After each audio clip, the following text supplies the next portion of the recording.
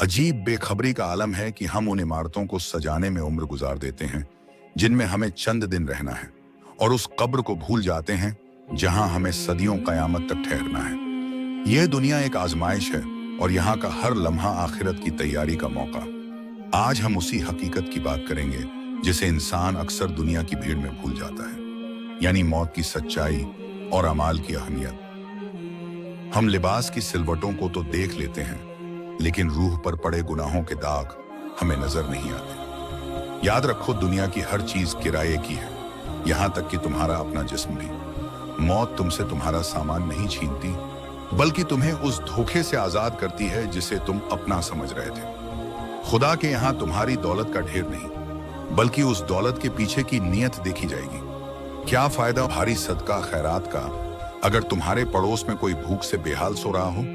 खुदा को दिखावे की इबादत से ज्यादा वो आंसू पसंद हैं जो तन्हाई में अपनी गलतियों पर शर्मिंदा होकर बहते हैं। रिश्तों की कद्र करो, क्योंकि दिल दुखाना खुदा के घर को ढाने के बराबर है। इबादत खुदा का हक है, लेकिन इंसानियत उसकी मखलूक का हक है। वक्त किसी के लिए नहीं ठहरता, वह रेत की तरह हाथों से फिसलता जा रहा है। आज तुम जिसे कल पर टाल रहे हो, क्या पता वो कल तुम्हारी तकदीर के पन्नों में ही न हो।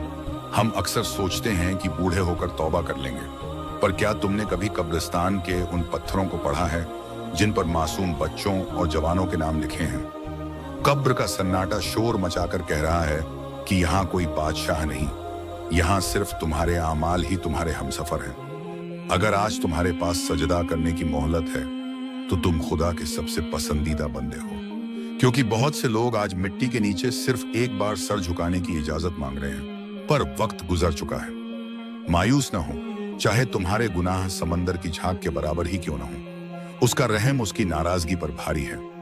वह तो उस वक्त भी मुस्कुराकर तुम्हारा इंतजार करता है जब तुम पूरी दुनिया से थक हार कर टूट कर उसकी तरफ पलटते हो। ए इंसान, अपनी ईगो को छोड़ और जमीन पर सर रख दे। जो झुक जाता है, खुदा उसे बुलंद कर देता है। अपनी जिंदगी के बिखरे हुए पन्नों को समेट लो और अपने रब से सुलह कर लो, इससे पहले कि फरिश्ता तुम्हारा नाम पुकारे और तुम्हें जाने की मोहलत भी न मिले।